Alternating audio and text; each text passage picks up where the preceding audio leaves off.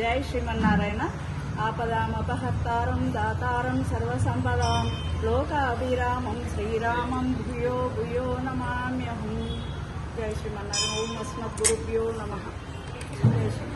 అయితే తొలి ఏకాదశి అనేది ఎందుకు వస్తుందని అనేది విషయంగా ఒక విష్ణుమూర్తి తపస్సు చేసుకుంటే మురా అనే రాక్షసుడు ఆయన విహరించి రాక్షస సంహారం చేస్తుంటే ఆ మురా అనే రాక్షసుని వధించడం కోసము విష్ణుమూర్తి ఎన్నో విధాలుగా యుద్ధం చేసి అలసిపోయి ఒక గుహలోకి వెళ్ళిపోయి పడుకుంటే ఆ మురా అనే రాక్షసుడు ఆ గుహలోకి వచ్చి విష్ణుమూర్తిని చంపబోవడానికి ప్రయత్నం చేస్తే ఆ విష్ణుమూర్తి యొక్క అవతారం నుంచి ఒక స్త్రీ అనే రాక్షస స్త్రీ అనే దేవత అనేది ఉద్భవిస్తాడు.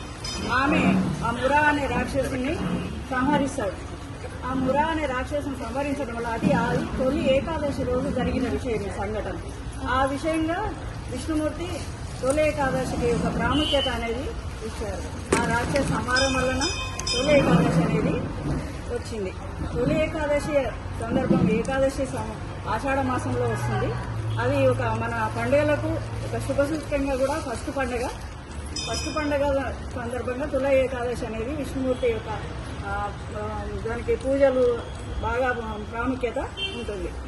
అయితే విష్ణుమూర్తి యొక్క పూజ చేయడం వల్ల ముక్తి లభిస్తుంది అనేది తొలి ఏకాదశి ఉపవాసం చేయడం వల్ల ఉపవాసాల వల్ల కూడా ఏకాదశి ఎక్కువ ప్రాముఖ్యత సంపాదిస్తుంది. జై శ్రీమన్నారాయణ. కృష్ణాయ వాసుదేవాయ హరయే పరమాత్మనే ప్రణతక్లేశనాశాయ గోవిందాయ నమో నమః. జై శ్రీమన్నారాయణ. తొలి ఏకాదశి రోజు చాలా విశిష్టమైనదని, ఈ రోజు సతీ సక్కుబాయి కూడా మోక్షం పొందిందని చెప్తారు. ఈ రోజు శయనంలోకి వెళ్లి యోగ నిద్రలోకి వెళ్లిన మహావిష్ణువు కార్తీక ద్వాదశి రోజు మళ్లీ శయనము నుండి లేస్తారని దాన్ని హరిబోధిని ద్వాదశి అని అంటారు.